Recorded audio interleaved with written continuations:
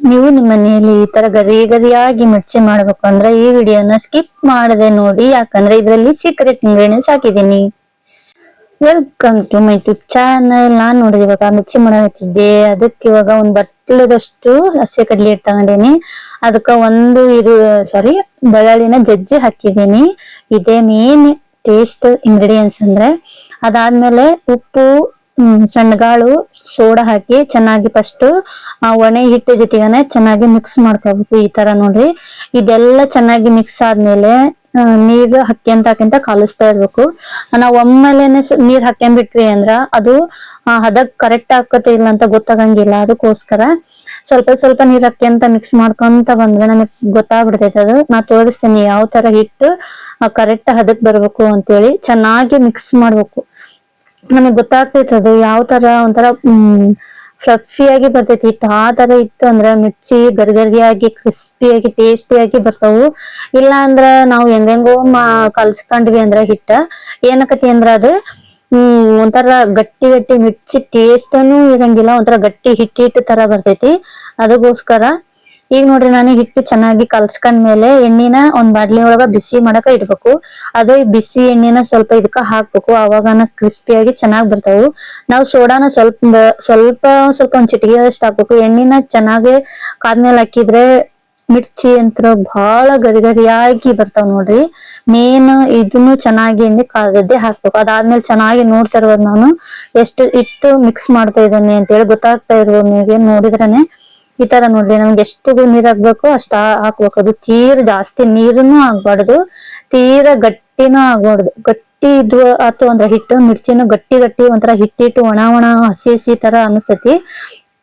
ನಾವ್ ಈ ತರ ಕೈಯಿಂದ ಮೇಲೆ ಎತ್ತಿದ್ರ ಅದು ಹಿಟ್ಟು ಗೊತ್ತಾಗ್ಬಿಡ್ತೈತಿ ನಮಗೆ. ನಾನ್ ಅದಕ್ಕ ಕಾಂಬಿನೇಷನ್ ಆಗಿ ಮಂಡಕ್ಕಿ ಮಾಡ್ಕೊಳಕತ್ತಿದ್ದೆ ನೋಡ್ರಿ. ಇದು ನಾಷ್ಟಕ್ ಅಂತೇಳಿ 2 ಆಗ್ತೈತಿ. ನನ್ ಮಗನು ಮನೆಯವ್ರು ಬಾಳ ದಿನದಿಂದ ಹೇಳಕತ್ತಿದ್ರು ಮಿರ್ಚಿ ಮಾಡು ಅಂತ ಹೇಳಿ.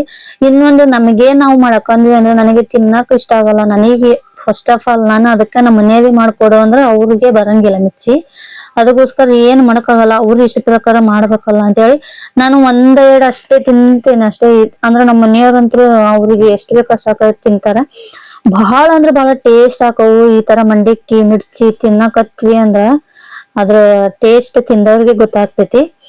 ಅದಾದ್ಮೇಲೆ ಎಣ್ಣಿ ಕಾದೈತಿ ಇಲ್ಲ ಅಂತ ಒಂದ್ ಸ್ವಲ್ಪ ಹಿಟ್ಟು ಹಾಕಿದ್ದೆ ನೋಡ್ರಿ. ನಾನು ಮಿರ್ಚಿನ ಯಾವ ತರ ಬಿಡ್ತೇನೆ ಅಂತ ನಿಮ್ಗೆ ತೋರ್ಸಾಕತ್ತೇನಿ. ಮೆಣಸಿನ್ಕಾಯಿನ ತುದಿ ಮುರ್ಕೋಬೇಕು. ತುದಿ ಮುರ್ಕೊಂಡು ಹಿಟ್ಟೊಳಗ ಎದ್ಬೇಕು. ತುದಿ ಮುರ್ಕಲಿಲ್ ಅಂದ್ರ ನಾವು ಅದು ಮೆಣಸಿನ್ಕಾಯಿ ಸಿಡಿಯುತ್ತೆ ಅದು. ಅದಕ್ಕೋಸ್ಕರ ನೋಡ್ರಿ, ನಿಧಾನಕ್ಕ ಹಿಟ್ಟು ಸಮೇತನ ಮಿರ್ಚಿ ಹಿಟ್ಟೊಳಗ ಹತ್ತಬೇಕು. ಅದು ಮೆಣಸಿನ್ಕಾಯಿನ ಫುಲ್ ಕವರ್ ಆಗ್ಬೇಕು. ಆ ತರ ಮಾಡ್ಬೇಕು ನೋಡ್ರಿ. ಅವಾಗ್ಲೇ ಮೆಣಸಿನ್ಕಾಯಿ ಅದಾಗ್ಯದೆ ಮತ್ತೆ ನೋಡಿ ಈ ತರ ಕಾಣಿಸ್ತಾ ಇರ್ಬೋದು ನಿಮಗೆ ಹೆಂಗ್ ಓಪನ್ ಆಗ್ತಾ ಐತಿ ಅಂತೇಳಿ.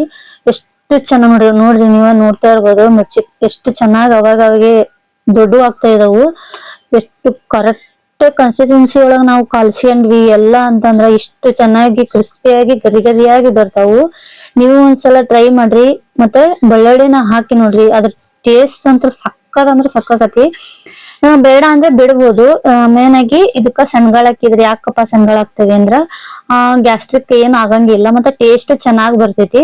ಇದಕ್ಕ ಸ್ವಲ್ಪ ಚಿಟ್ಟಿಗೆಯಷ್ಟು ಖಾರ ಪುಡಿನೂ ಹಾಕ್ಬೋದು ನೋಡ್ರಿ. ಕಲರ್ ನೋಡ್ತಾ ಇರ್ಬೋದು ನೀವು. ಖಾರ ಪುಡಿ ಹಾಕಿದ್ರ ಕಲರ್ ಚೆನ್ನಾಗ್ ಕಾಣ್ತೈತಿ ನೋಡ್ರಿ. ಎಷ್ಟು ಚೆನ್ನಾಗಿ ಕಾಣ್ತಾ ಇದಾವ ಮಿರ್ಚಿ ಅಂತೇಳಿ. ನೋಡಕ್ ಹೆಂಗ್ ಚೆನ್ನಾಗ್ ಕಾಣಿಸ್ತಾ ಇದಾವು, ತಿನ್ನಕ ಅದೇ ತರ ಟೇಸ್ಟಿಯಾಗಿ ಕ್ರಿಸ್ಪಿಯಾಗಿ ಗರಿಗರಿಯಾಗಿ ಇದಾವು. ಫಸ್ಟ್ ಆಫ್ ಆಲ್ ಇದು ಲೋ ಫ್ಲೇಮ್ ಅಲ್ಲೇನೆ ಬೇಯಿಸ್ಕೋಬೇಕು. ಮಿರ್ಚಿ ಎಲ್ಲಾ ರೆಡಿ ಆಯ್ತು. ನಾವು ನಾಷ್ಟ ಮಾಡಿದ್ವಿ. ಈ ವಿಡಿಯೋ ಇಷ್ಟ ಆದ್ರೆ ಲೈಕ್ ಮಾಡ್ರಿ, ಶೇರ್ ಮಾಡ್ರಿ, ಸಬ್ಸ್ಕ್ರೈಬ್ ಮಾಡ್ರಿ.